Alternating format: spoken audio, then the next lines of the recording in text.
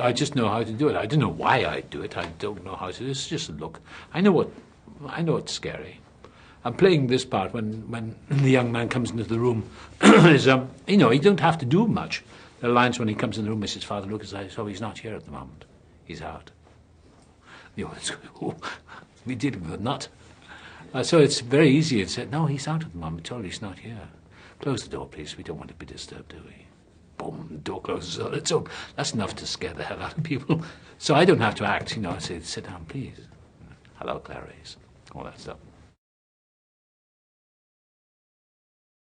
And I think they put that special effects on. I was kind of surprised that they put so much on at the end. But no, I didn't have any makeup. It was just... There's some, you know, computer stuff they do after the film. I did all the voices myself, though. All that was my stuff. It was the most beautiful city I've been in for a long time. I look back on it with great nostalgia. We arrived on May the 22nd, I remember, Saturday night. We drove from Venice, from Rome, spent one night in Venice, and then drove across Slovenia into Budapest about 8 o'clock at night, and it was raining, and it was beautiful. And next, that was a Saturday, and on the Sunday morning, I woke up and I walked over the bridge to Buda, beautiful city.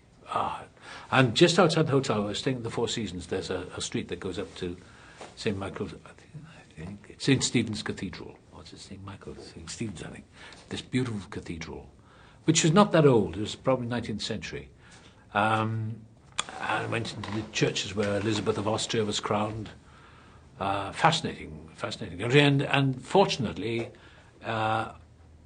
it's been preserved. I mean, the Hungarians, Brazilian tough people, they suffered under Nazism and they survived that in the tough communist regime where they didn't have any, you know, people were very closed down, they were censored and there was no sense of freedom there, but they muddled along, you know, and I think once the collapse of the Iron Curtain country after Gorbachev and taking down the wall of Berlin, I think people could breathe a sigh of relief. But they were still a little nervous, you know. It's very closely seared in their memories that it wasn't the best life to live. But fortunately, nothing was destroyed. The architecture of the places, Buda, and it's interesting. Over Buda, you still see the machine gun holes in the walls with the uprisings and you know, the partisans fighting against the Germans, and really interesting.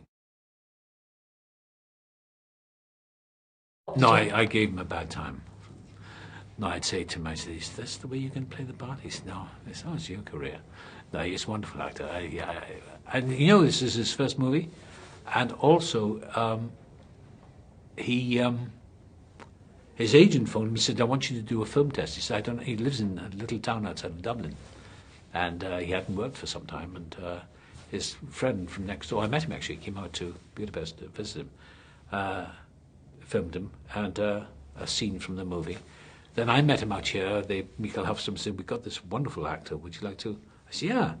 He said, would you do a film test with him? Because they want to make sure at the studio that... I said, well, so we met at Shutters Hotel. They had a little video camera, or DVD camera, or what you call it, digital camera. And we did a little bit of a scene, and he seemed pretty good to me. And then Michael phoned me, the director phoned me, he said, what do you think? I said, wow, he's pretty good, isn't he? And he still didn't know whether he'd got the part or not. I think the studio, for business reasons, were thinking about getting a kind of name actor for the part, and then some wisdom prevailed, and I think Michael Hofstrom and